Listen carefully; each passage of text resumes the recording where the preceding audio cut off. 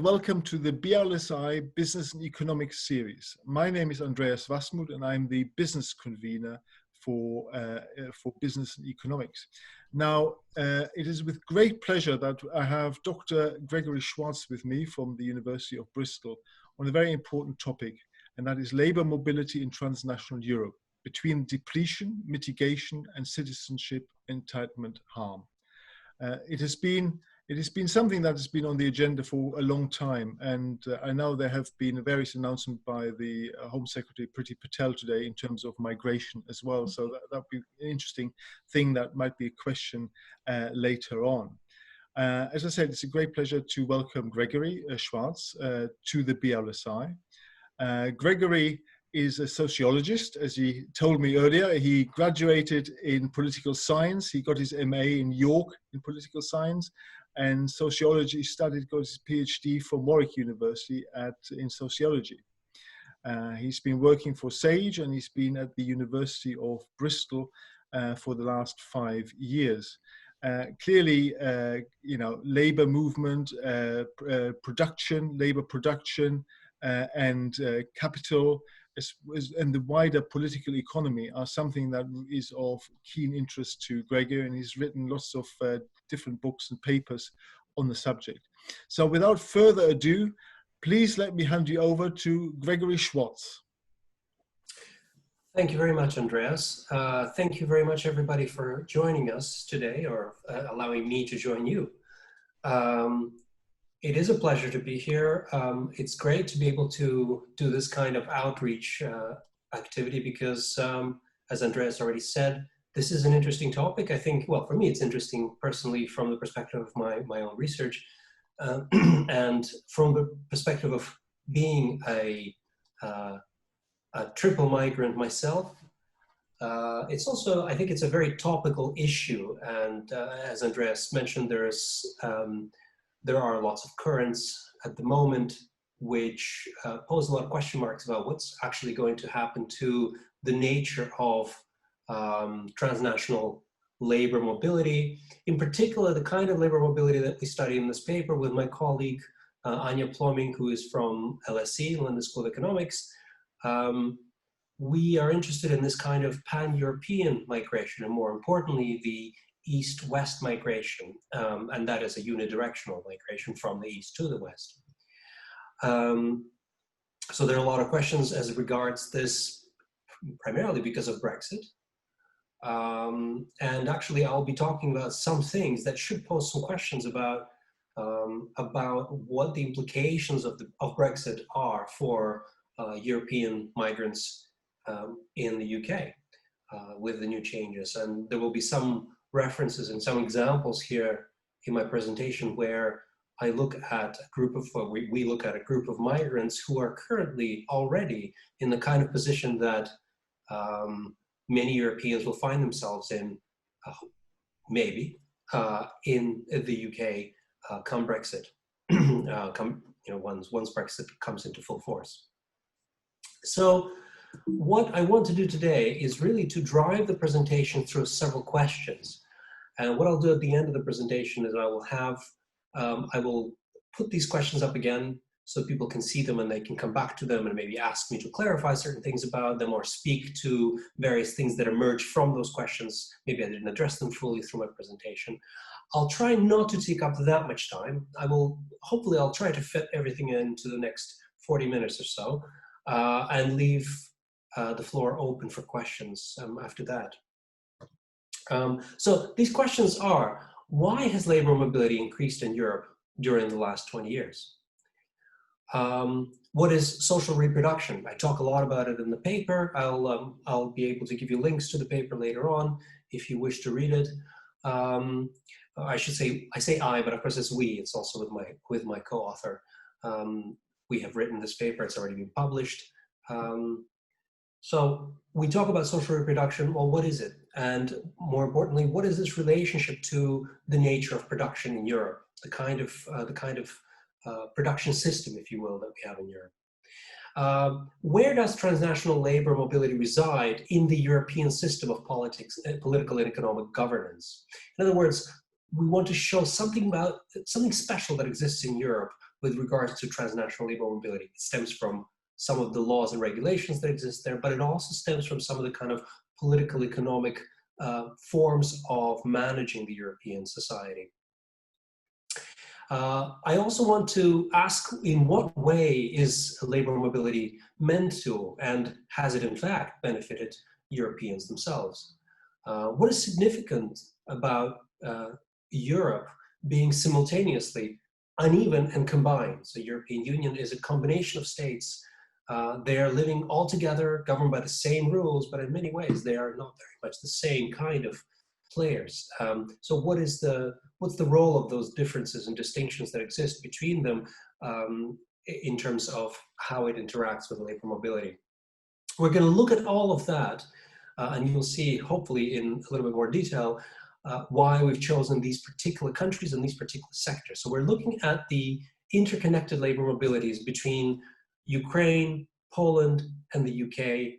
Poland is a very interesting case because it's both a sending country, in the sense that there are lots of Polish workers who migrate out for work, but also a receiving country because a lot of Ukrainians come to Poland to work. It's probably a story that is not very well known here. Of course, in Poland, it is a very well-known story. Just like the story of the Polish migrants and migration is quite well known in the UK. So there's something that links these economies in various ways. So I want to look at that. But more importantly, I want to look at the kind of sectors that I identify with this area, social reproduction, such as care provision, food production, and housing construction. Now, you might already see what is social reproduction by looking at the kind of sectors we've chosen to look at. And so we'll do that. And finally, I want to look at this problem of depletion through social reproduction. There's something that happens in Europe as a result of the kind of economic governance that we have in Europe, as a result of the kind of changes in the structure of the European state that leads to and causes various mechanisms to exist, among them labor migration. But these lead to various things like various kinds of harms. And so I want to look at these kind of harms, and I want to look at depletions that come and that cause them. And what are they? So the analytical frame I want to use is this kind of close relationship between production and social reproduction, and the link between that and uneven and combined Europe.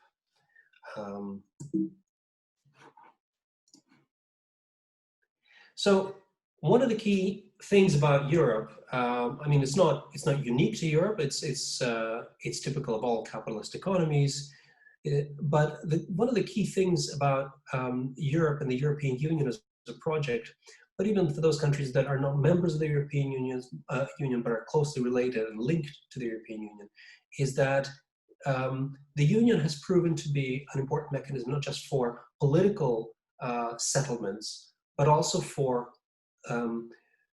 conveyancing and managing production within Europe. Why is that important? Well, one of the distinguishing features of capitalism is its tendency to overaccumulate. There is an overaccumulation of capital, which periodically diminishes investment opportunities, and this sends firms and then governments in search for solutions. Now, firms and investors look at ways of overcoming this overaccumulation through technical fixes, such as trying to change the nature of technology, the organization of work, the organization of distribution, logistics, and so on.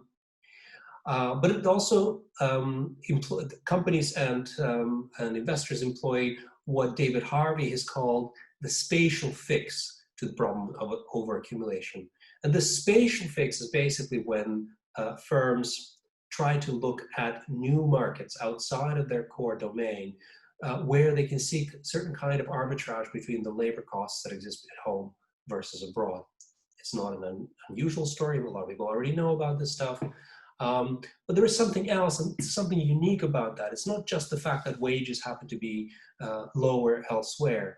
It is also that what some authors have called the productive subjectivity of the workers in those different places that tends to be consistent with the kind of production strategies that companies develop.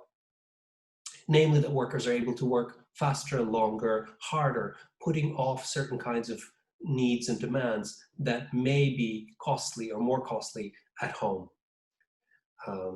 And so when we look at, for example, China, why has China been such an attractive place? It's not simply, it's not coincidental that labor costs are lower. It's not just because most Chinese workers happen to come from the countryside into the city and therefore their wage demands are lower, but it's also that their needs are much lower and therefore cost less. And it's also because they're able to work longer, harder, under greater duress and under more authoritarian forms of management.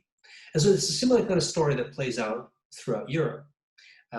So when investors and firms look for a spatial fix, that's what we're talking about, because there's a limit to what they can do at home through technological change, wage restraints, deregulation, changing the laws and regulations, for example, of trade union legislation and so on. There's always a limit to what that can do, because also you need to maintain the consumption of those workers at home. They need to be able to have the wages of a certain level to be able to consume. So you can only do so much.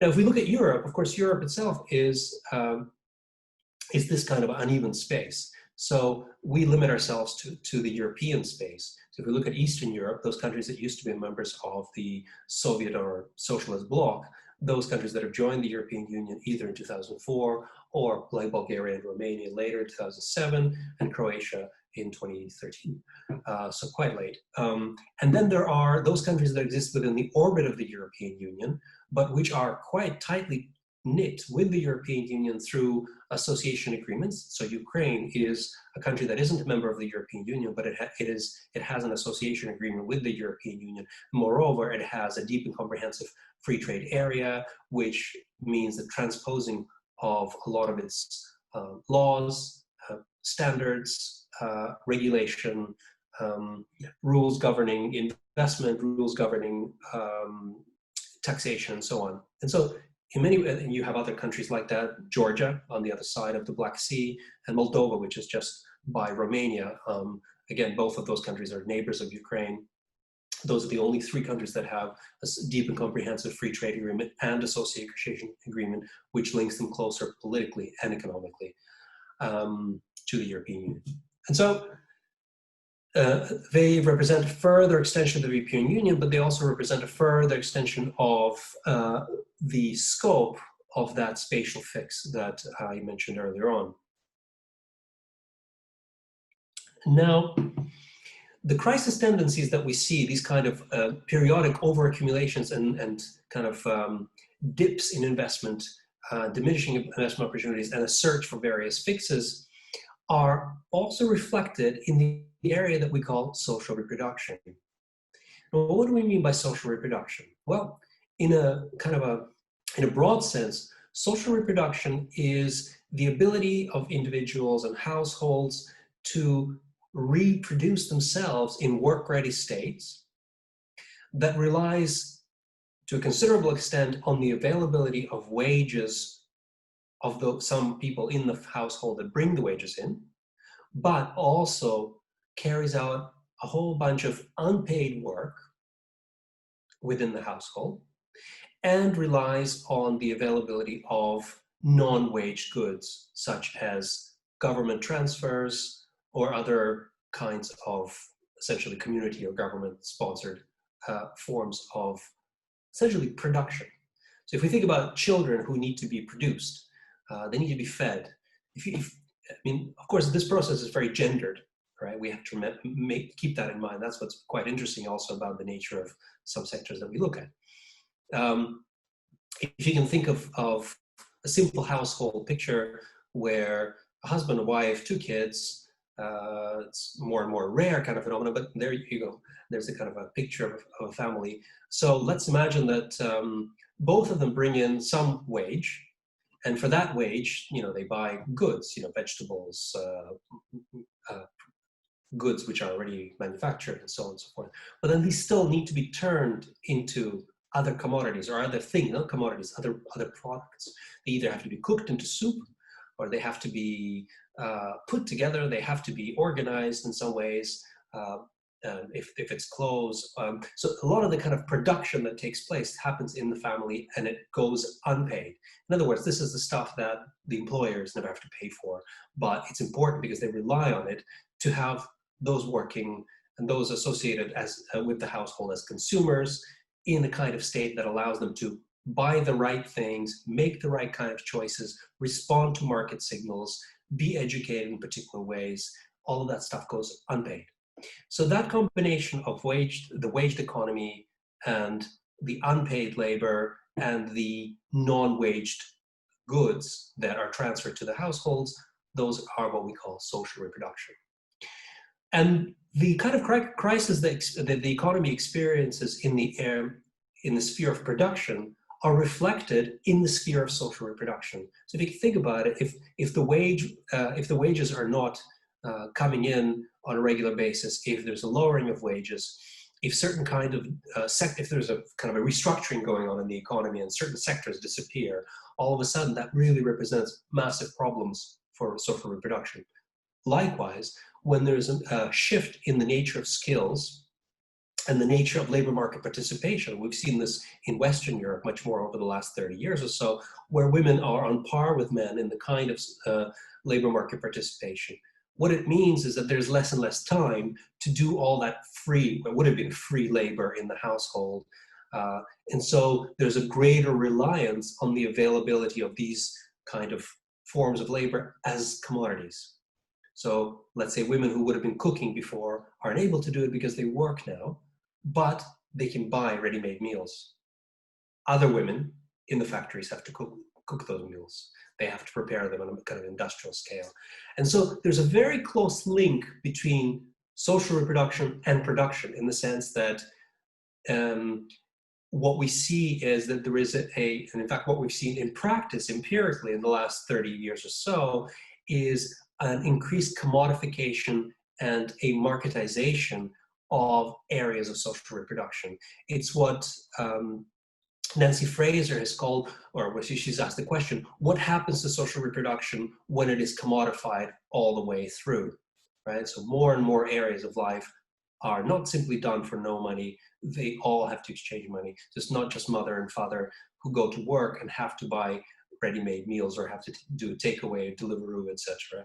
Right? It's when children have to pay for many more things, from various lessons that they do outside of school to certain parts of what happens in school, where those who are seeking now employment in those areas, like those factories that make food, as well as cleaners, cooks, and so on and so forth in people's houses, they have to rely on markets. So there's a greater marketization and commodification of these relationships.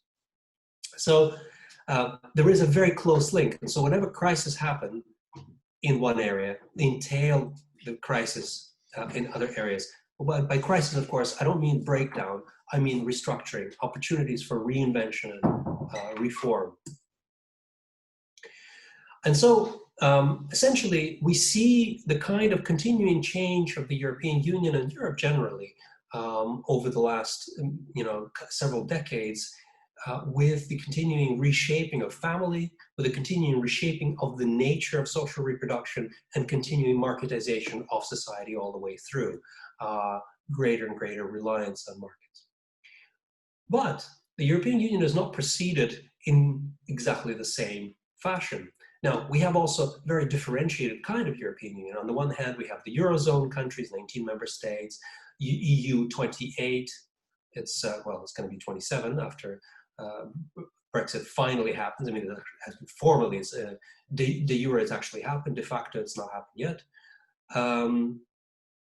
We have the European Economic Area, or the European Free Trade Area, and we have candidate countries like those countries in the West Balkans, so they're going to be members of the EU, and we have the associate members such as Ukraine from 2014 but ratified in 2017.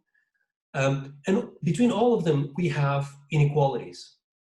Now, of course, there are inequalities within countries, and these are different types of inequalities.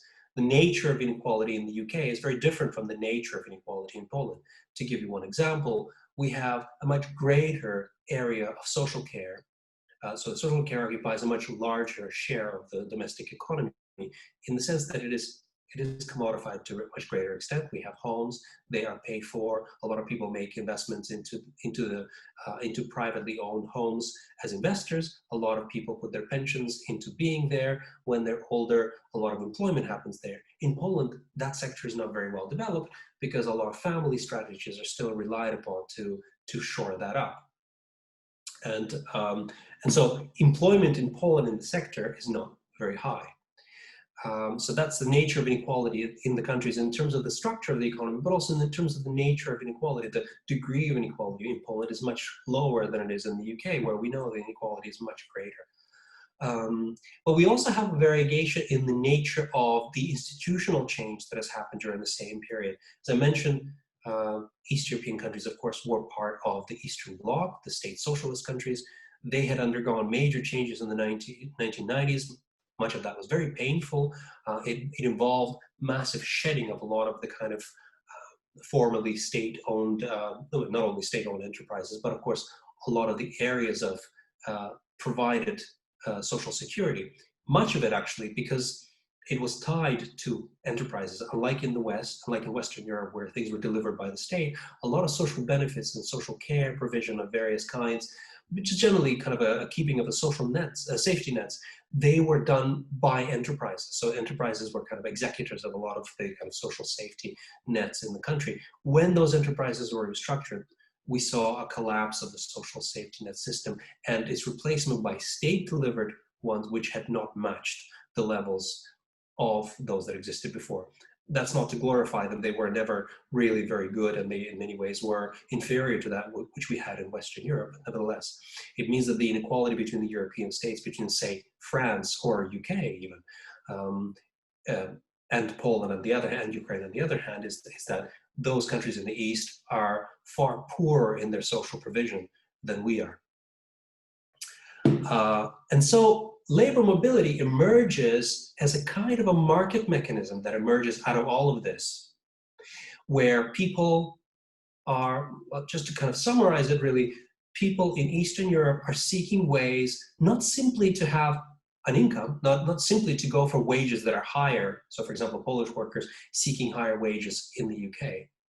That's one way of looking at it, but they're seeking a lot more. They are seeking to make up for the fall in the kind of the needs in social reproduction that are no longer being catered to via the state and the community which used to take place, and the markets which are not able to provide the sufficient wages that you could buy those goods in, right? So to care for your elderly grandma, you could stay at home, but you will not have any wage at all. If you wanted to earn a wage to look after grandma, because you want to earn a wage, well, the kind of costs that you would incur putting her into a private home, or even maybe some kind of partly state-funded institutions, which there are very few of, you wouldn't have enough of the wages. So a lot of people immigrate because of what we call, to improve their standard of living. It's a very broad phrase, but we need to really unpack it and see that really the story here is one of the kind of social reproduction needs that aren't met. And they're not met primarily as a result of the changes that have been happening in the last 20, 30 years, really. And here I want to talk a little bit about the state. And I'll talk in the second half of this slide about the state and what's happened to it. Now, why is the state important here? Now, of course, we know the state is the one that delivers social provision, but it's much more than that. It's not just that the state is some kind of benevolent extra economic actor. The state really is the nodal point of social reproduction. Not just because it delivers social goods, but because what we understand to be social reproduction also means a particular kind of, or a particular social form of organization of society, which includes the economic, the political, and the domestic, right? The social form that exists needs to be reproduced. These three things, like the economic, the political, and the domestic, need to be balanced, and they coalesce in the state. The state is the thing that the state is the manager of these processes, and it has to manage a lot of contradictions. So if you can think about it, you have contradiction between the interest of, let's say, financial capital and productive capital, between consumers who want certain things and producers who are trying to lower costs, between workers who need higher wages and employers who need to have greater performance. And so the state needs to balance all of these, and it needs to do so within a political form that's palatable, so there isn't too many upsets and riots and so on, and the domestic, to be able to reproduce various kind of like family form, that kind of social reproduction in the family that we talked about earlier. So it manages the production, but it also manages the social reproduction. Therefore, it manages this nexus as the basis of securing the reproduction of society as a whole. Kind of an interaction between the various subsystems. But the state can only reproduce these things in the way that these things exist. So if they are crisis prone, it tries to manage these things. It staves off certain crises for a period of time, but it can never really get rid of crisis. And actually, if we look at migration, it's a perfect example of that fact. Where the state tries to manage various crises, we'll have more migration here to cover some of the holes that we have in the economy because they will take care of it, but never manages to do all of it. And then it has to create new ways of maybe allowing more migrants, or maybe having fewer migrants if it has to respond to certain political demands, when it has to manage the political, the economic, and the domestic in some kind of concert. Alongside that, and this is really important, what we've seen in the last 30 years is what different authors like Brenner et al., Bonafelt and Jessup call the neoliberalization of the European states. Many of you, of course, know the term neoliberalism, neoliberal, but there is a particular kind of understanding of the neoliberalization, which is a process. And the process really is one where, on the one hand, the European or EU member states, they have distinct fiscal, taxation, labor market, social policies, right? These are all policies. They're kind of subsidiary policies. So the European state, EU as a macro state, if you want to look at it that way, it does the kind of things like inserting Europe into the global economic processes. It sort of bargains for Europe's capital. It bargains for European place in the global economy by creating various macroeconomic and fiscal policy treaties, trade treaties with others, but also governance of standards and so on within the EU. But on the other hand, it kind of divests to lower level, to national state, what we call kind of subsidiary, we call that the subsidiarity of European states, a variety of other policies, like labor policies, like taxation and so on. But even there, they're kind of governed by the general principles or clouds, nebulous ideas like treaties or directives, a stability and growth pact that countries and member states have to abide by. And so we have kind of a two-track system. On the one hand, you have at the economic level, European Union, which tries to restructure the nature of what governance is about, which is about introducing more and more market mechanisms, making European societies more and more responsive to markets. And that puts pressure on national states to shed some of those kind of non-market type of policies that they have. A lot of kind of societal processes that go on, the European Union tries to make into those which will make Europe more competitive. Okay, and so you have this kind of neoliberalization of Europe, which makes Europe ready for competition with other countries, which tries to make the human capital changes, technical and technological changes, which change the nature of skills and so on and so forth. And so one way of looking at it, and many people have looked at it that way, is being the hollowing out of the state in the area of social and public policies, namely social policies. Now, we don't necessarily look at it as the hollowing out of the state. What we claim is it's a different function of the state. The state moving from a state as social regulator to a state which is about harnessing the competitiveness of each individual operating the European Union as market actors. So it's about making everybody a good market actor and creating markets out of areas that weren't markets before. And that's what neoliberalization really is about. And so to summarize that, European economies have been constituted by cycles of growth and crisis, growth and crisis, growth and crisis, and the states have been present within that. And the European Union has allowed a nice kind of management of that process, much better than it would have been if they were individual states. And it has allowed some even leveling up of some states, but not a lot. The European politics have been constituted by growth and crisis avoidance or mitigation. And as I already mentioned, neoliberalization means the creation of markets, the expansion of markets, and the refining of markets. It's all focused on market making.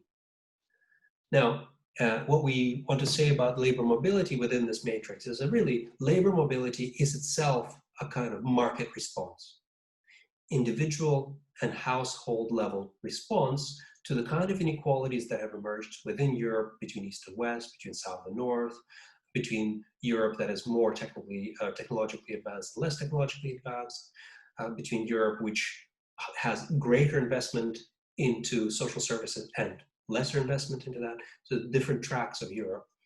And so these have been individual kind of, individual or family or household level market responses, right? You know, how do we run with the logic of the market? How do I as an individual, how do we as a household, how do we adapt to it? And it's been driven by the kind of different inequalities that exist, by the European economic diversity, like wage and labor productivity differences, by the variegation of reforms and the way that they have been applied, the historical roots of the differences. And it's based largely on the kind of arbitrage differences that exist and how they're exploited, opportunity seeking by let's say, migrants and corporations, by workers in some countries being able to have greater investment than they would have had, but others also changing the nature of the skills, but also many others being pushed by necessity.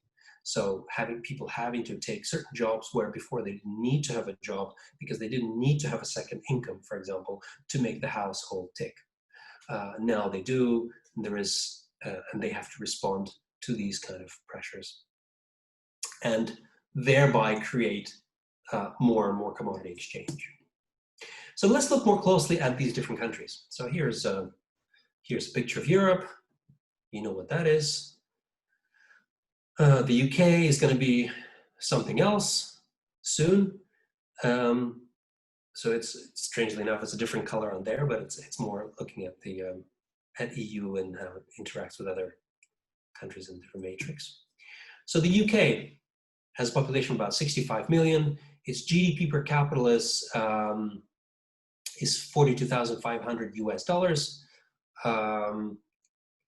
We have had a high degree of a deindustrialization, but we've moved towards high value added manufacturing. So it's smaller, but much more concentrated in higher value added.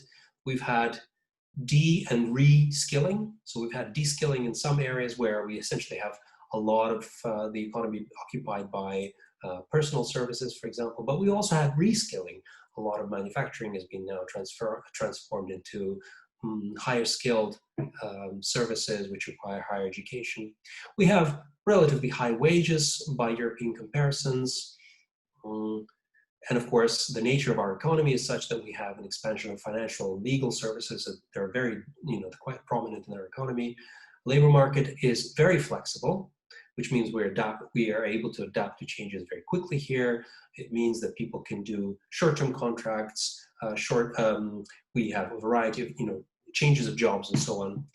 We've had a very high degree of commodification, and it comes from the kind of dynamic I talked about before, where members of the household are involved in wage earning, and that means buying in lots of different services rather than doing it yourself. It's like a very classic economic formula that Williamson talked about. Firms used to do, or firms do, they either buy or they make. Well, we do a lot more buying than making, essentially. What you cannot make, you buy. Well, so we do a lot of that in the UK. But we also experience a lot of labor shortages as a result of that. Now, I'll come back to this idea of labor shortages because We also have unemployment. We're not alone here amongst the European Union states, but we do have labor shortages despite some unemployment. Some of this is changing more recently as a result of cuts in public spending and the nature of social policy, like the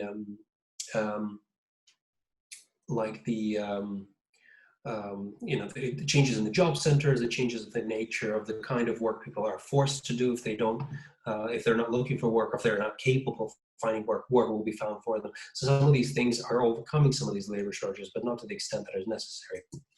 Now, looking at Poland, a smaller country, still not a small country by any stretch of the imagination, but slightly smaller.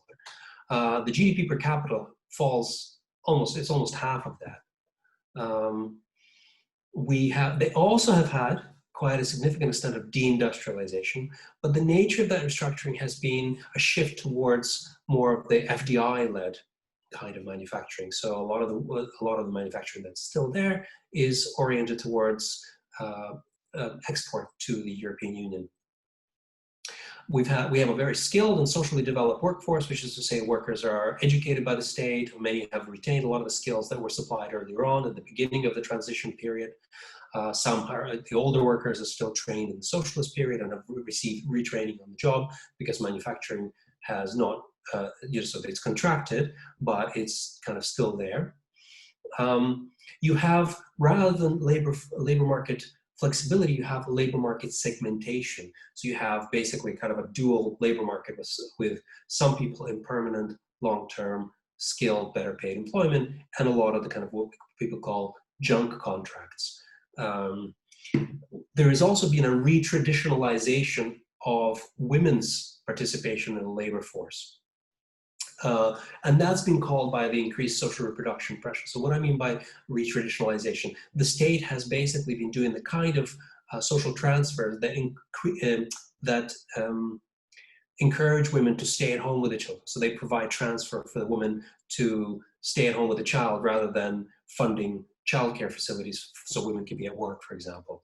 So it's a kind of it's a kind of social service reform, but it's a retraditionalization rather than providing women's greater and equal participation in labor markets. And of course, unlike the UK, there's very high labor mobility, and that's got to do with very weak voice, which is to say trade unions don't do the kind of work that they probably should be doing.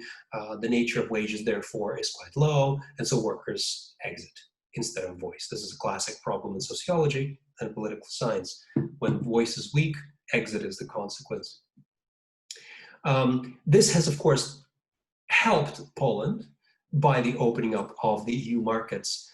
So we have from 2004 up to 2004, the nature of unemployment was really high. The numbers of unemployment were really high. With the opening up of the labor market, it managed to kind of take some of that pressure off Polish labor market. But of course, what it's also done, because people with the best skills and the best kind of know-how, people who are capable of learning languages quick, people who are more mobile, who are adaptable and so on, they are the first to leave. So it's not necessarily that, you just have some people leave that Poland doesn't want. It's actually that some of the best kind of most employable people are the ones that are leaving Poland. And a very similar picture emerges in Ukraine in terms of how people leave, but a slightly different country. So again, they're very similar to Poland in terms of the number of people, a very different country in terms of the GDP per capita. So we see that the cost of the cost of labor is very low. This GDP per capita is 8,200, and that's a third of Poland, and of course that's about a sixth of what we have in vis-a-vis the UK. You've also got deindustrialization on a much greater scale than the UK, than Poland. But unlike Poland, you haven't had the amount of FDI-led investment because of monopolization of the old industries, mainly in export-oriented industries in mining and metals, by kind of oligarchs and corruption of the state. And so lots of kind of dysfunctional labor market practices, dysfunctional industry. So there's been an industrial disintegration and skill deterioration and a movement towards lower and irregular wage employment, very low value services, informalization of employment, and a massive retrenchment of the state in social service provision. Quite often on paper, the state remains ostensibly very visible in people's lives, but the amount of transfers that people receive, or the kind of de facto transfers they receive, is very small. But like Poland, the labor mobility is very high. And what we've seen really since the war with Russia began in 2014, we've had a massive move of people from Ukraine to Poland, because the war with Russia not only created problems for the economy, major problems, but these were kind of regained in the subsequent 3 or 4 years since the beginning of the war. But it's also meant that a lot of people who would have gone for work in Russia are now shifted to going to Poland for work. So in Poland at the moment, it's somewhere around 2 million Ukrainian workers. If we sometimes say in the UK, we have about 800,000 Polish workers, and that's for a country with a population of 65 million. They have 2 million Ukrainians for a country with 38 million people. So it's a very large number. But just like in the case of Poland, Polish workers going to the UK, it's usually the better, more employable, better skilled, more adaptable, younger workers that leave Ukraine to go to Poland.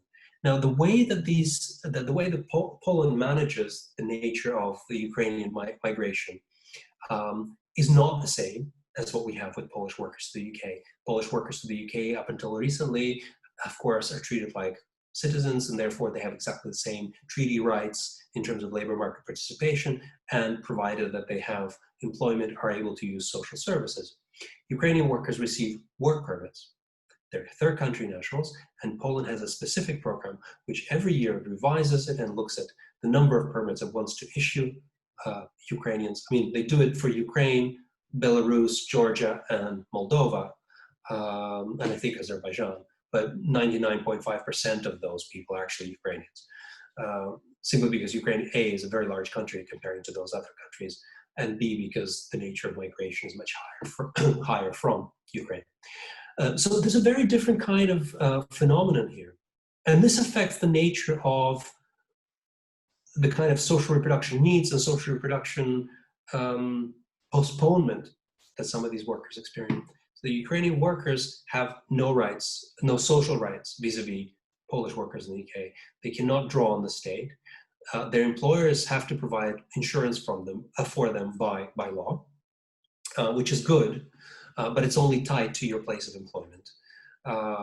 They must leave the country at the end of their work permit term, and that means basically 9 months. So after 9 months, they have to exit, they have to reapply, and so on and so forth. It's not usually a problem to do it in sort of in factual terms, but legally speaking, they have very few guarantees. Now, I mentioned, therefore, the importance of the 3 sectors: the people who feed us, the people who care for us, and the people who provide shelter for us. If you think about it, these are really quite important sectors. We often look at high tech, we often look at the high value added sectors, but these are really fundamental sectors to the ability of individuals, households, and economies really to reproduce themselves as such. But the way that they are structured, the nature of their organization, whether they rely on one type of labor or different type of labor, is very much determinant of how, sort of the nature of social reproduction in that society and the nature of production in that society. So if we look at the different pictures we have here, we have the total number of migrants, Polish migrants in the UK, is something closer. Well, it was about 900,000 by 2017. It's gone down a little bit. It's gone down to closer to about 700,000 now. People have been starting to leave. So this is slightly older data. And if we look at the male and female composition of the Polish workers, they're very similar, which suggests that the female workers who are mainly employed in sectors like care, who are more employed, a greater number of them are employed in food production, not necessarily overwhelmingly the majority, but more of them. And in the construction sector, we have predominantly males who are organized. So it's a kind of, it's segmented by gender, the Polish migrants here, but at the same time, if you look at the number of people overall, they're the same. And the reason why that's the case, and also the reason why we see more families who come, or families who can come, or Polish families, because they're citizens. Up until recently were citizens. And that means that they're able to draw on a variety of benefits. Now, it is not, of course, they are citizens, and formally speaking, they're able to enjoy various benefits, but it is the fact that they're migrant workers. It's their productive subjectivity of being a migrant worker. It's the figure of the migrant, we call it in the paper, that essentially allows these workers to submit themselves to a kind of level of willful exploitation that is expected of them from employers in the labor market. They're able to postpone their own social reproduction needs by consuming less, by spending less of on their housing, by spending less on their leisure, outing and all that kind of stuff that households do, by essentially investing very little in the future whilst they're here, but saving up money, transferring money to Poland, or similar kind of things. And so it's the fact that they're a migrant, despite the fact that they should really enjoy other benefits, that allows A, employers to exploit that difference, and B, allows them to take that position. Now, remember I mentioned about the thing about UK potentially having the workforce to be employed here. Well, the problem is that those British workers who are unemployed wouldn't be able to work in these industries. Partly it's to do with the nature of work. A lot of the work that is involved and is done by migrant workers is backbreaking labor, either in construction sites or even more so in farming or in some of the food processing that we've seen. The level of wages is way too low to be able to facilitate a steady life here. Not simply to do a temporary life where you're sharing a room with 3 other people, or you're sharing a house with 5 people. A normal life, you simply could not survive on the kind of wages on offer. And so while potentially we have workers, while there may be unemployment, and while in theory there are people who could be retrained, in practice, the kind of wages on offer are just not commensurable. And you could see this during the recent period of COVID. We continue to do some field work. Actually, we changed our field work for different, for continuation of the project, where we started to interview people who were in the food, in farming in particular, when COVID hit and when farms were gearing up for picking fruit and they just couldn't do it. A lot of them couldn't, some of them started to bring workers here from Romania and chartered flights. This happened much more in Germany than here, for example. They couldn't. They said there was this call, I forgot now, I have it written down. There was a call by the Fruit Picking Association of the UK to get people who are on the furlough scheme to start, being employed if they wanted to. Well, very few people took up that job, but some who did quickly quit the jobs because of that problem. The problem is their social reproduction needs would not be met by the kind of wages on offer. This is where the social reproduction production nexus is very important. So the state even provides things here, but it doesn't matter. You are meant to provide for the household those kind of things that then some parts of it could be picked up by the free labor. It's not enough. Now, if we look at the Ukrainian situation, very interesting. So we see in 2014 that jump that I told you about, the really, the start of the war with Russia meant that a lot of people transitioned from working in Russia, which became more dangerous, I guess, for Ukrainians to work there because of prejudice and so on, because many people felt unsafe. And also because Poland had changed its visa regime, and because the economic situation in Ukraine was quite poor. So all these things coalesced, and you saw this massive increase. And you just see this rise that was in, there was a crisis in 2013. So between 13 and 14, there was a big jump, and people thought that was huge. But of course, they didn't see anything coming. From 2014 to 2017, you have this increase. It's about 1,800,000 employees, and of course, the number has grown over the last couple of years since then, until COVID really, and it's stabilized. Now, if we look at the nature of employment here, I don't want to bore you too much with these things, because it differs quite a bit. So you have a lot more men, almost twice as many men, almost twice as many men as women employed. And that's to do with the nature, well, so what that means essentially is many more families are separated, of course, if they're families. But those that are, they're separated. So men go for wages, women stay at home and look after extended family. And this is not surprising because the nature of social care in Ukraine is not very good. And that means that usually women are the ones left behind looking after the mothers, the fathers, grandpas and grandmas and children. Because there aren't any social provisions, and the money that's earned abroad is sent back. Also, because in Poland you don't have as developed a social care sector, so a lot of the kind of jobs that women would be more employable in, especially if they're older women, it's not as developed, it's not as high. But there are, of course, a lot of women who are in farming, and a lot of women who are now in logistics, manufacturing, and that kind of stuff. So we're not really looking at those sectors, but they're there. So, yeah, so you have this kind of slightly different type of picture, but the numbers are quite large. Now, what else?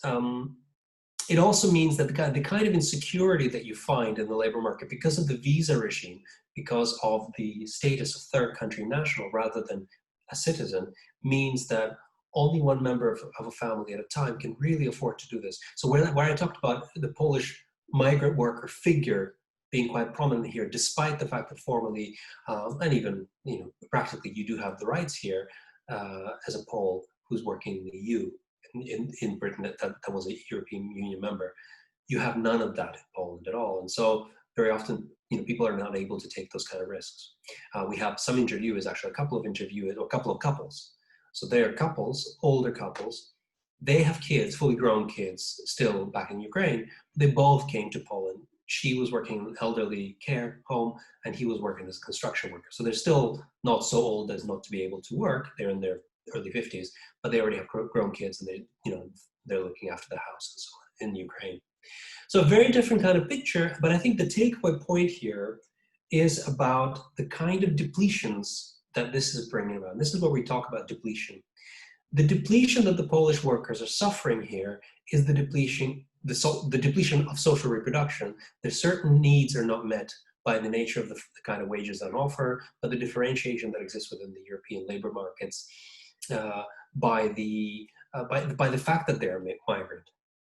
And what happens here is you have a strain on their citizenship rights, right? So we call this harm to citizenship entitlement rights. So formally they have them, but it's the fact that they're migrants that puts greater pressure on them to be able to exercise some of these rights, even though on paper they have them. Although in one area they don't. If they lose their job, they can't even claim social benefits. That problem is exacerbated to a much greater extent when we look at Ukraine.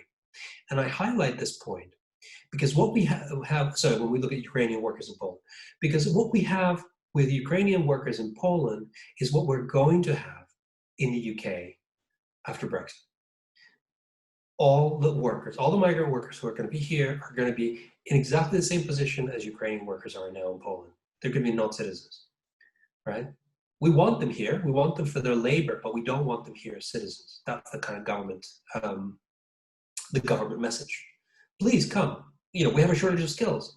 We will issue a certain number of kind of visa permits per year. We will specify the areas that we need people with particular skills in. And you've seen recently, you can go Google it now, government has released recently one of these things. We will introduce a point system which places various kind of weightings on these things. But you will receive nothing. So you're no longer a citizen, you are a laborer in a pure and simple sense of the word. And so what this means is that it creates greater depletion because you're not able to exercise a lot of these kind of, or you're not able to take care of the kind of greater social needs than purely wage needs. And it means that you are, you already have suffered it, which is what's forcing you to become a migrant in the first place, and you are forced to suffer more of it. So I'll just do this very quickly here. Now, so it's kind of a summary, really. I've spoken to a lot of these points.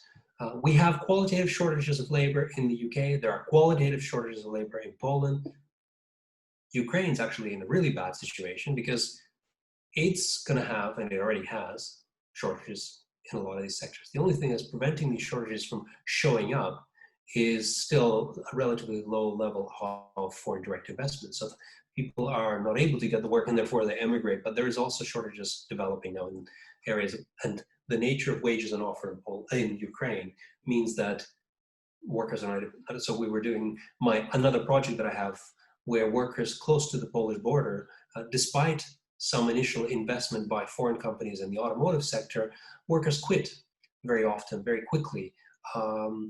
It's not worth it for them to be working in these factories with the kind of regime of fast-paced, kind of usually with authoritarian managers, because the companies come there because the wages are really low. They're even lower than in Slovakia and Poland. But for the workers, it means they can just cross the border and they can work for much higher wage. Why should they be doing either the same kind of work or work, that's more difficult in Ukraine if they can get more money for less difficult work in Poland? So that's already a problem. It's a problem. It's a problem that Poland experienced earlier. The thing about this kind of particular nature of work in the care, food, and housing is that it is labor intensive, it's location sensitive, so it has to be close to production. You can't simply outsource it, right? So migration is really an important component here. You cannot outsource caring for old people. You can't send off your grandma somewhere. Well, you probably could, but you probably don't want to. You can't look after children by shipping them off somewhere to look after them during the day. You can't have food produced, this kind of freshly produced food so very far away. It has to be kind of local.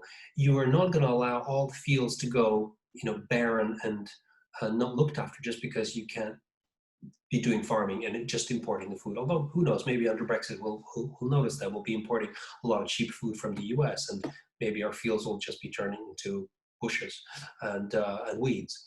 But realistically, that's not going to happen. So you have to have migration, but the nature of that migration is going to be difficult work for low pay. And this is underpinned by values and culture and relationships. And that means the kind of work that needs to be done is not the kind of work that is always welcome for the reasons that I mentioned by local workers, because they cannot sustain themselves in the situation. But what that means is that they're putting off social reproduction needs of others, like the migrant workers. And this, of course, means that there is the differentiation that existed in Europe, across Europe, which had forced employees from the East to be migrating to the West. That differentiation between the East and West doesn't go away with the workers coming here, because they're putting off some of the needs that they really ought to have in their house, in their homes, by kind of denying themselves certain things. Sure, they're able to repatriate certain funds. Sure, they're able to look after their kids to a better extent than they would have done had they stayed there, but they're also undermining some of their own needs. So that's a summary. Local workers may be available, but they're unable to perform the migrants' work because of that kind of what we call productive subjectivity. They are unable to work as hard, impose on themselves those kind of sacrifices, and postpone needs. So the depletion thesis, the depletion mitigation depletion thesis we want to propose here is that the kind of depletion that we see, or the reason why migration was often sought by European countries in how regulation of mobility was done in the European Union. So on the one hand, it's kind of two things here. On the one hand, mobility of labor is on par with mobility of goods, capital, and services. These are four freedoms that we have in the European Union. And these very much conform to the kind of basic liberal principles of the European law. On the other hand, it's working within the liberal principles of European law that employers have tried to utilize and leverage them for the purposes of benefiting enterprise. And so usually labor mobility has been a response and a means to try to address some of the depletions that were starting to happen or were showing signs that they would happen. So mobility here is a form of mitigation against depletion. But what we argue is that it fails to become a mitigation against depletion because it creates new forms of depletion, and therefore or the new threats of forms of depletion. And therefore, there is both a greater need for continuing to rely on something like migration right? But continuously to try to diminish the terms of migrant labor. And that's what we see in the UK. The terms of migrant labor are being diminished because we need that labor. We feel that we cannot provide the security, the social provision and so on that would keep Britain.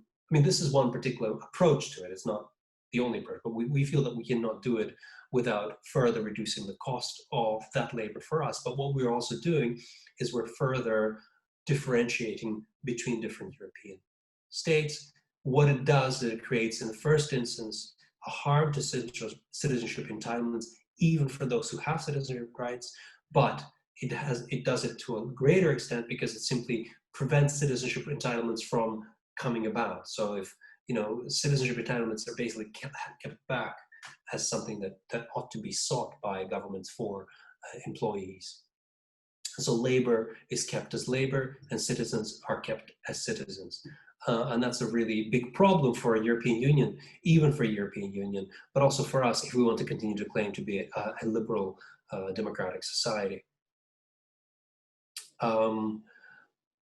So I won't say too much more there. We can maybe have some questions. So we have a reconstitution of inequalities and reconstitution of depletion and of harm as private solutions to meet social reproduction needs are sought through markets.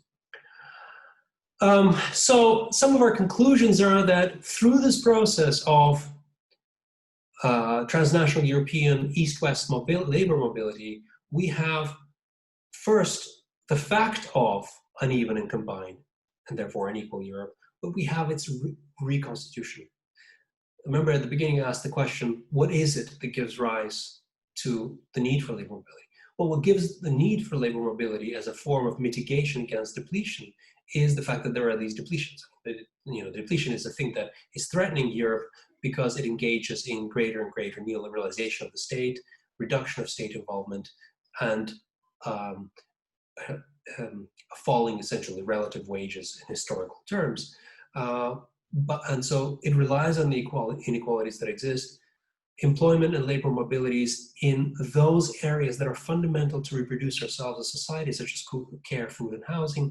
They both respond to those depletions, but they also create new depletion. They create new markets, and markets create pressures, privatizations, and commodifications, which push wages down and so on. Private solutions are the only solutions that are currently being encouraged by states. That's what states have become. They're about creating new markets. They're market-making states. They're about making citizens into competitive citizens. And therefore, the reproduction of EU capitalism presupposes the reproduction of inequalities. And that's a very bad characteristic, even with the European Union, which tends to be much more of a social Europe model that Europe talks about. And Europe has this kind of it has two tracks, and essentially we still are, but soon not to be, they want to claim to be a social Europe, and there is a fight for a social Europe. But on the other hand, you have the economic sphere, which is dominated by greater market making, which tends to reduce or put pressure on the social sphere, and therefore the kind of the social Europe as a kind of a form of Europe is being further and further chopped at. And that's kind of the summary here. It's increased because it's been a response to various crises, and the crisis in both the production and social production.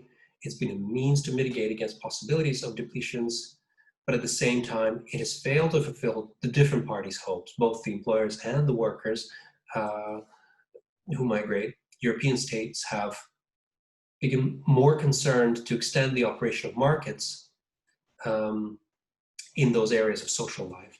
They use market mechanisms to tackle social reproduction problems, and they reconstitute inequalities between different states and within different states, and then they create greater depletion and harm. So I'll stop here. Now, I'll stop the screen sharing. Now, what I could do is I could keep the slide up. Andreas, give me a sign here. Should I keep that first slide so people have those questions Well, I think we go without the slides initially because then everybody can see each other. And but thank you very much, Gregory. That's been a very thought-provoking talk and covering a huge amount of territory, you know, in terms of citizen rights, etc. Maybe we can unmute ourselves. That would be really helpful, and just give Gregory a usual applause for a very entertaining lecture. Okay. Right. I think, as I said, it was a bit of a tour de force across labour mobility in transnational Europe and the issues that that faces with or without the UK as part of the EU. Now, obviously, you can either ask questions in the chat room, or if you want to actually, because I see John and Duncan are put their cameras on, you can ask by raising your hand. So whichever way you want to do it. Duncan has got one in the chat room as well, but do you want to ask a question as well, Duncan? Yeah? It was just that when I put the question down, I forgot to say that obviously I'm talking, well, maybe I should just simply ask the question and then I'll be able to, what I'm asking, Gregory, is citizen entitlement a meaningful concept compared to the evident advantages in food production, care provision, and housing construction that this kind of transnational employment will bring to post-Brexit Britain?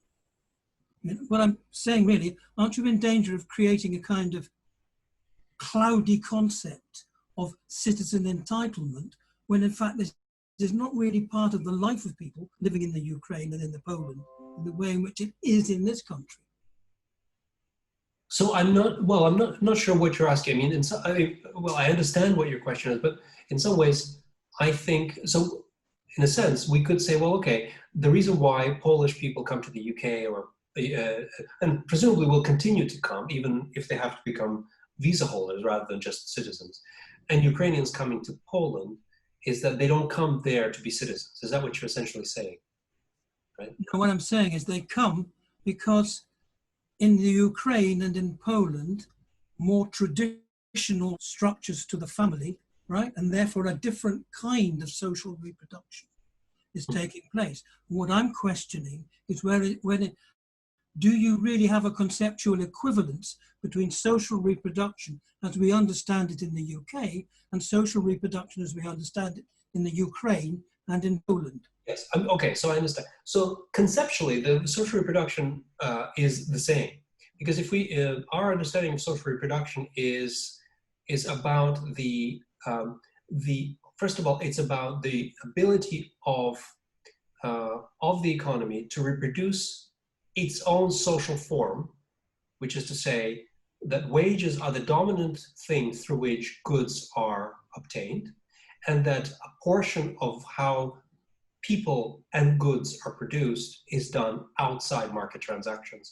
And this involves unpaid labor in the households, whatever the household shape is or form, and the transfer of some of the non-market goods by the wider community, i.e. the state, or voluntary sector, or whatever. So that conceptual apparatus can be applied to pretty much any capitalist economy, really. That doesn't change. Now, in empirical sense, it differs when we look at the UK versus Ukraine, or UK versus Poland, although Ukraine and Poland are actually more similar.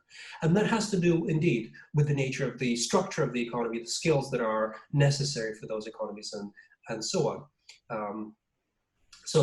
So to give you a very practical example, in the UK, there's a greater incidence of consuming household goods rather than producing them at home. Now, what this essentially, it doesn't mean that in Poland, women don't work as much as they work in the UK. Actually, they do. Women's labor market participation is pretty much the same. It used to be higher, but then we've sort of gone opposite ways.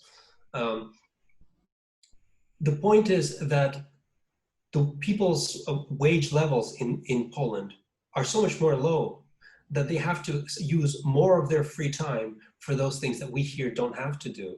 So whatever free time we have to spend our money that we've earned to obtain those goods. There, they either have to use more of their free time for that, or just not go without, because services are not even available, or because they can't afford them, which is what is really the problem. So again, social reproduction, theoretically speaking, as a construct, it applies. The complication happens when you have the different nature of the economy and the level of the level of GDP, the level of people's earnings. I'm not sure if I am answering your question, though. You have answered it, yes. I still think that, I mean, for example, and I don't want to take up other people's time, but for example, I have a Polish friend whose mother goes out at night and fishes in the local pond in order to provide the evening meal, right? Now, very unusual. When the Poles came over here, right, as an enthusiastic angler, we got very, very annoyed when they started to pull all the fishes out of, you know, the local rivers and ponds. But it is an example of an inequivalence in social reproduction. Right.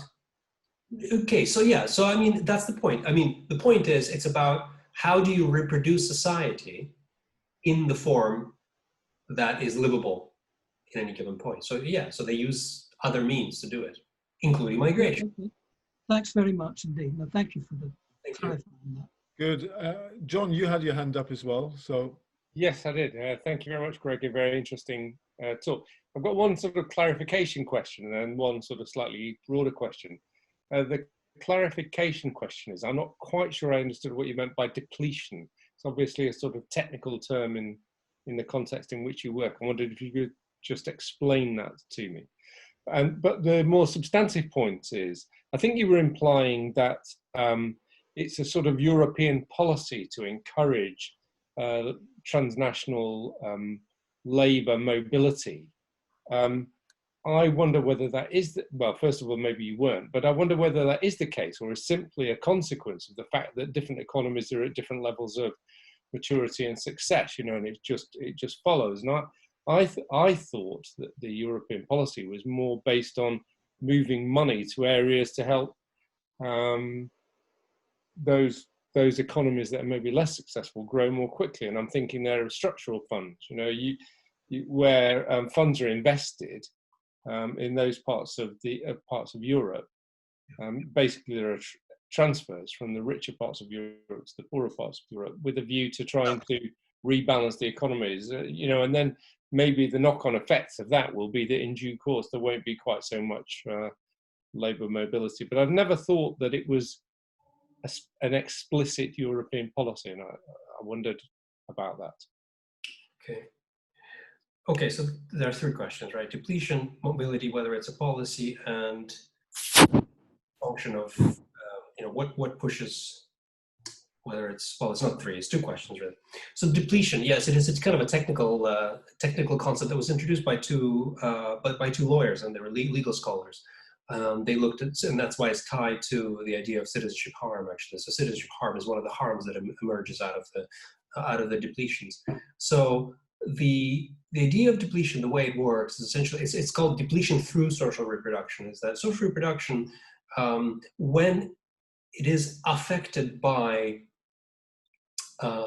greater and greater degrees of marketization, means that essentially there is less and less time, because more and more time is spent on labor time rather than leisure time.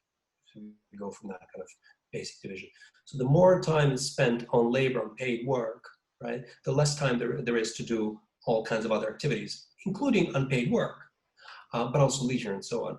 And so what this means is that it causes various depletions or can cause, this is the thing, there's a danger of depletion, the depletion being people's inability to meet certain kind of health needs, certain kind of care needs, certain kind of you know, psychological needs and emotional needs that we need as a society of a particular kind. You know, for a society which is highly developed and fast-paced and stressful, we do need a lot of that recovery, which we don't experience. or we need to consume those services, which we have a lot of actually in this country also, So, we have a lot of people who suffer from depression, but we also have lots of services, and these are for markets. So the more these things become market services, rather than me and friend meeting and saying, look, got problems. Okay, the problems are not that huge. I don't have depression. So there's a lot more scope for talking with friends before, when there's less kind of commodification. So there's more, the more commodification there is, the less also ability for people to meet those needs, because actually the part of the dynamic of commodification means also pressure on wages. So as employers try to minimize the outgoing, the kind of costs of labor, because that's just a normal dynamic, there is actually less and less money and time available for looking after these kind of things in a kind of general sense. So that's what the depletion is about, is depletion of the people's social reproduction needs as a result of marketization and commodification. The thing about mobility as a policy, you're absolutely right. It's never been explicitly a policy to encourage mobility. And that's why I made that kind of distinction. It comes from the basic four freedoms on the basis of which the European Union was founded: the freedom of movements, the freedoms of movement, right? The movement of goods, the movement of money, the movement of people, and the movement of services. It's the whole other area of services is really interesting. Of course, you can get people who come as services. You can have a company that basically ships people. But anyway, that's a different page. So no, it's not. You're absolutely right. But it has been a very useful, the existence of prior inequalities within Europe, within different regions of Europe, and the fact that the productive subjectivity of labor is different and the wages are different, primarily. Those are the real differences in Europe, right? That's what makes us different. It's not the fact that some people are Spanish and some people are Greek and some people are German. Those are wonderful differences. But it's those historical and institutionally based differences that create different labor subjectivities, productive subjectivities. So some people are able, willing to work harder, longer, under more duress for managers, and some aren't. And some people can't, because it's not enough for them to be earning the kind of low wages and so on, when there are alternatives like welfare. That's why recently, with the changes in the nature of social benefits here, we have actually interviewed a Polish worker in the food processing firm. She said to us, we used to be about 80% Polish workers. Now it's about 50-50. 50% migrants generally, the other 50 being British workers, right? And we said, well, what's the thing? She says, well, a lot of them were sent here by the government. When they fail to find jobs, they just send them there. And the wages are not that great. And what it means is, of course, it pushes down, without sounding alarmist, but it's creating greater destitution within our own society as well. Whereas before we could push that destitution by basically importing labor and say, well, let them be poor, and they're the figure of the migrant, that's okay. Well, the way the Brexit is working, you listen to some of the way government talks about it, it's okay, no problem. We'll have tons of these people, we'll push them into the labor market, and they'll work. Some won't because they just can't. But very, very few will be able to do that anymore, because there will be greater pressure just being pushed in there. So, yeah. Okay. I mean, just to summarize this, Gregory, if I've got this right. So in terms of depletion, that's an ever increasing imbalance between work-life balance. Is that a fair way of describing depletion? That's a good way. That's another way of looking. Basically, when you have fewer inputs than outputs, essentially. So that's actually, in fact, in some ways, social reproduction, if you think of it as a kind of complete picture, you have some wages coming in, some unpaid labor, some state transfers, right? When there is more outgoing than incoming, you have depletion. Yeah. You're expending more effort, you're doing more just to reproduce yourself than there is coming in. Yeah. Okay. And then the second part of that question was: am I correct in saying there's no political policy to encourage mobility, but there's an economic pull to actually encourage that? Yes, I think that, yeah, there is. Absolutely. Yeah. Okay. Yeah, I mean, that's why it comes from, the liberal law, the four freedoms, is not saying explicitly we need to have migration. That's not the point. Migration. Right. It's the invisible hand of the market, as they say. Yeah, sorry, I thought you were talking about an actual hand. Sorry, started looking on the screen for hands. Right.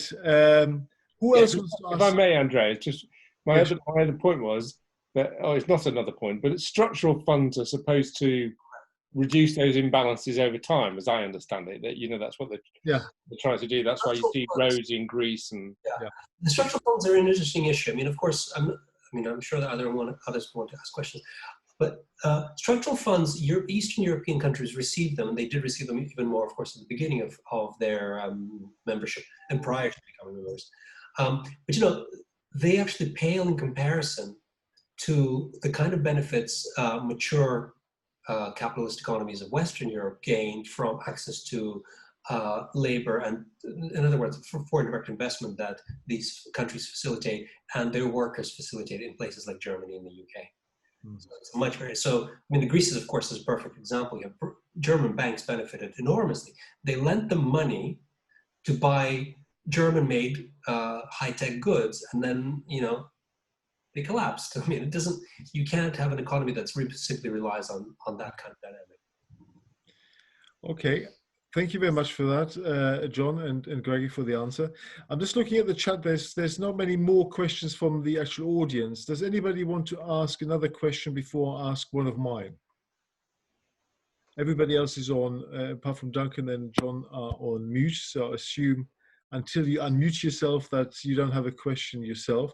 But one of the things that I wondered, Gregory, is as we are sort of hurtling towards the digital world, partly enforced by the pandemic, you know, we're doing meetings like this on Zoom, for example, isn't the concept of labor mobility and therefore potentially of social reproduction not likely to change?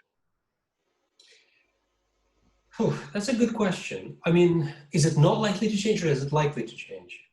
Well, my sense, my intuition seems to be that it will change. Yeah, well, I think to some extent it might. But I think the kind of sectors that we're looking at here, specifically just for the purposes of this, I mean, I agree with you in the kind of broader sense of the word, but specifically, you know, we're looking at food production here. You saw the problem when we started doing this research, we said, oh my God, look at this. We're doing this research on people who are at the coalface, essentially, of our ability to live. And look at who became the key workers. Yeah. Right? It was those who were farmers, we couldn't get them, and we needed people to supply food, and we had to have supermarkets open. I mean, that was the key. We had to have carers, social care particularly. You saw the mess that was the country was in as a result of inadequate, lack of, this new kind of, you know, saw people protest about the fact that social care workers had to pay particular fees for coming in, even though they're being exposed to all kinds of, construction is probably less visible in a lot of this, but it depends. I mean, it's always there. It's always needed. It's shelter. It's home. You can't outsource. You can't import houses. But yeah. So in the same thing with this, I think that these are they're safe. These are safe. What's of course upsetting about them always is that these sectors are the ones that are really tough. Yeah. They are hard sectors to change in some ways. There's not very much mechanization you can do in farming. I mean, that's it. We've reached a certain extent of it. Certainly in care, nothing. And same with construction. I mean, still you will have to continue doing certain things. Yeah. So it requires time, and of course it's also the areas which are quite competitive in some ways. Food is a very competitive area. Social care is very competitive because I mean, people need to be looked after, but not everybody has the funds, and it's kind of not everybody can afford to have a beautiful 5-star kind of care home. And the pressure on the governments to provide the kind of care that is dignified is great, because it's a political issue also, Yeah. So. Thank you. Well, as a German national, it's going to be interesting. I have settled status in the UK, but well, let's wait and see how the negotiations in the run-up to the end of the year will turn out. So, British, I don't have to suffer from that. Yeah, Duncan, you've got another question. Well, tell me if you think I'm repeating myself, but you talked earlier about a nodal point of social reproduction.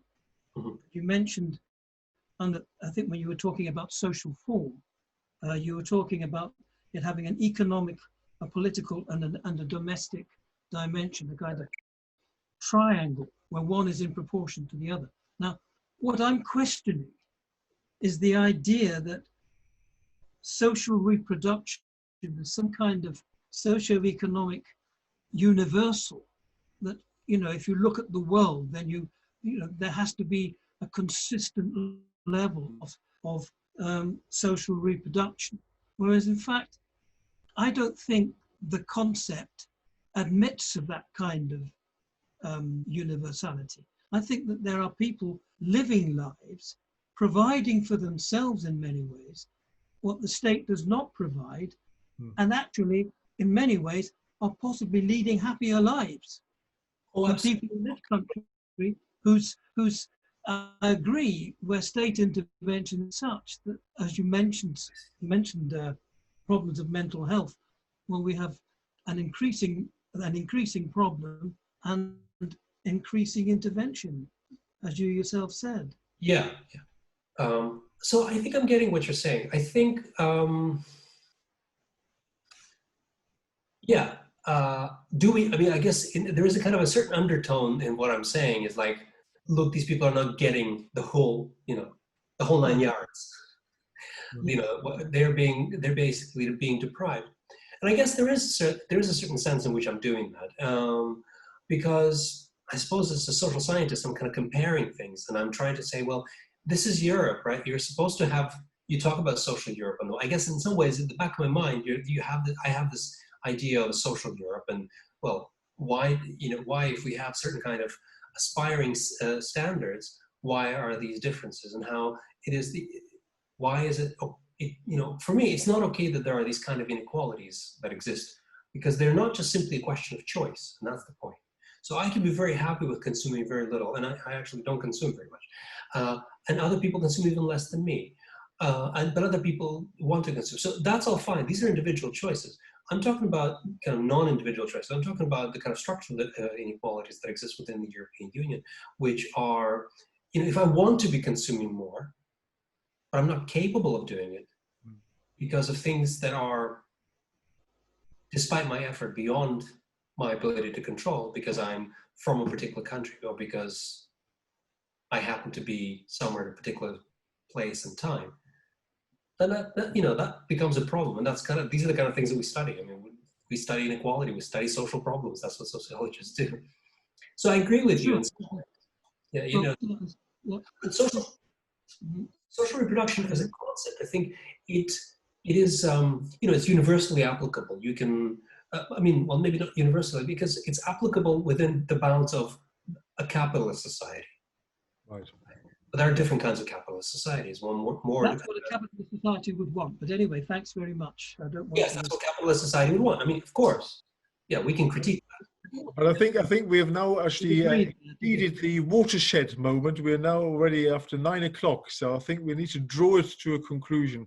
But let's give you another round of applause, Greg, because I think the Q&A session was also very helpful. Nearly lasted half an hour. So thank you very much. Yes, thanks very much indeed. Thank you. Very good. Okay, so take care. I guess, how do we say this? Do we say goodbye? You say goodbye and you say see you next time at the BLSI Business and Economics series. The next talk will be one by me in August on the organization as an organism. So that might be fun. Okay, so look after yourself, stay healthy, stay safe, everybody, and I shall see you in August. Okay. Bye-bye. Thank you, Andreas. Thank you. Thank you, Andreas. Good night. Bye-bye, everyone. Bye-bye. Bye-bye.